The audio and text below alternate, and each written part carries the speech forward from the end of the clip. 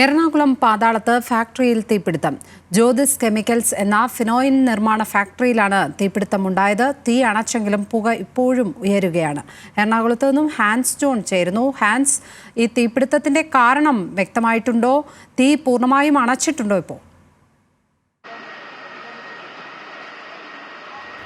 ലക്ഷ്മി, ഇന്ന് രാത്രി 8:45 എടയാറ് വ്യാവസായിക മേഖലയിലെ ജ്യോതിസ് കെമിക്കൽസ് എന്ന സ്ഥാപനത്തിൽ തീപിടുത്തമുണ്ടായത്.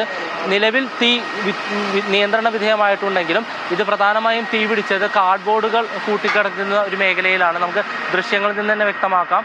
ഫയർഫോഴ്സ് ഉദ്യോഗസ്ഥർ ഇപ്പോൾ തീ അണയ്ക്കാനുള്ള ശ്രമം നടത്തിക്കൊണ്ടിരിക്കുകയാണ്. പ്രധാനമായും ശക്തമായൊരു തീ ഇല്ലെങ്കിൽ പോലും ഈ കാർഡ്ബോർഡ് പെട്ടിയുടെ താഴെ തീ ഇപ്പോഴും ഉണ്ട്. അതിൻ്റെ ഭാഗമായി തന്നെ ശക്തമായ രീതിയിൽ തന്നെ പുക വരുന്നുണ്ട്. ഈ തീ നിയന്ത്രണ വിധേയമാക്കാൻ, അല്ലെങ്കിൽ ഈ പുക നിയന്ത്രണ വിധേയമാക്കാനുള്ള ശ്രമങ്ങളാണ് ഇപ്പോൾ പുരോഗമിച്ചുകൊണ്ടിരിക്കുന്നത്. 8:45 ഉണ്ടായ തീപിടുത്തം ശക്തമായൊരു തീപിടുത്തം തന്നെയായിരുന്നു. കാരണം നമുക്ക് ദൃശ്യങ്ങളിൽ തന്നെ വ്യക്തമാകും, ഈ സ്ഥാപനത്തിൻ്റെ മുൻവശം ഏകദേശം ഒരുവിധമെല്ലാം കത്തി നശിച്ചിട്ടുണ്ട്.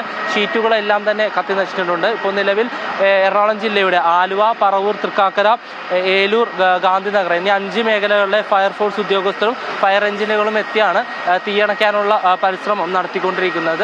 ഇപ്പോൾ പേടിക്കേണ്ട ഒരു സാഹചര്യം, ഭയപ്പെടേണ്ട ഒരു സാഹചര്യം നിലനിൽക്കുന്നില്ലെങ്കിൽ പോലും ഈ കാർഡ്ബോർഡ് പെട്ടികൾ, നേരത്തെ ഞാൻ സൂചിപ്പിച്ചതുപോലെ ഇതൊരു ഫിനോയിൽ നിർമ്മിക്കുന്ന കെമിക്കൽ ഫാക്ടറിയാണ്. അതിൻ്റെ ഭാഗമായി ഇവിടെ സൂക്ഷിച്ചിരിക്കുന്ന കാർഡ്ബോർഡ് പെട്ടികളിലേക്കും തീ പടർന്നിട്ടുണ്ട്. ഈ തീ ഉള്ളിൽ ഇത് കൂട്ടിക്കിടക്കുന്നതിനാൽ ഇതിനുള്ളിൽ തീയുണ്ട്.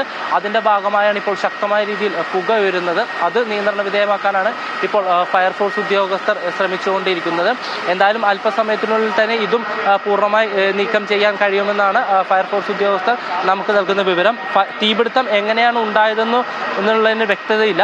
ആർക്കും ആളപായമില്ല. ഏകദേശം 8 മണിയോടെയാണ് ഈ സ്ഥാപനത്തിൻ്റെ പ്രവർത്തനം അവസാനിപ്പിച്ച് തൊഴിലാളികളടക്കമുള്ള സംഘം ഇവിടെ നിന്ന് പുറത്തു പോയത്. ഏകദേശം 8:45 തീപിടുത്തവും ഉണ്ടായത്. പക്ഷേ ആ സമയത്ത് ആരും ഉണ്ടാകാതിരുന്നത് കൊണ്ട് ആളപായമില്ല. പരിസര പ്രദേശങ്ങളിലും വലിയ കാര്യമായി ജനവാസ മേഖലയല്ല. ഇതിനു ചുറ്റും വിവിധ വ്യവസായ ശാലകളാണ് പ്രവർത്തിക്കുന്നത്. അതിന് തൊട്ടപ്പുറത്ത് തന്നെ ചാക്ക് നിർമ്മാണശാലയാണ്. ഇതിന് വലതുവശത്ത് ഒരു റബ്ബർ ഷീറ്റ് നിർമ്മാണശാലയാണ്. ആയതിനാൽ തന്നെ എത്രയും പെട്ടെന്ന് നാട്ടുകാരുടെയും ഫയർഫോഴ്സ് ടീമിൻ്റെയും സംയോജിതമായ ഇടപെടൽ മൂലം പെട്ടെന്ന് തന്നെ തീ നിയന്ത്രണ വിധേയമാക്കാൻ കഴിഞ്ഞിട്ടുണ്ട്. പക്ഷെ എന്നാലും ഇപ്പോഴും അപകട സാഹചര്യം വിട്ടുമാറിയിട്ടില്ല. കാരണം ഞാൻ നേരത്തെ സൂചിപ്പിച്ചതുപോലെ തന്നെ ഈ കാർഡ്ബോർഡുകളുടെ ഉള്ളിൽ നിന്ന് പുക ഉയരുന്നത് നമുക്ക് ദൃശ്യങ്ങളിൽ നിന്ന് തന്നെ വ്യക്തമാണ്. അത് സൂചിപ്പിക്കുന്നത് ഇതിനടിയിൽ തീ ഇപ്പോഴും ഉണ്ടെന്ന് തന്നെയാണ്. ഏകദേശം കുറച്ച് മണിക്കൂറുകൾ നീളുന്ന പ്രയത്നത്തിനൊടുവിൽ തന്നെ ഇതും നിയന്ത്രണ വിധേയമാക്കാൻ കഴിയുമെന്നാണ് ഫയർഫോഴ്സ് ഉദ്യോഗസ്ഥർ നമുക്ക് നൽകുന്ന വിവരം. ലക്ഷ്മി, എറണാകുളത്ത് നിന്നും ഹാൻസ് ജോൺ.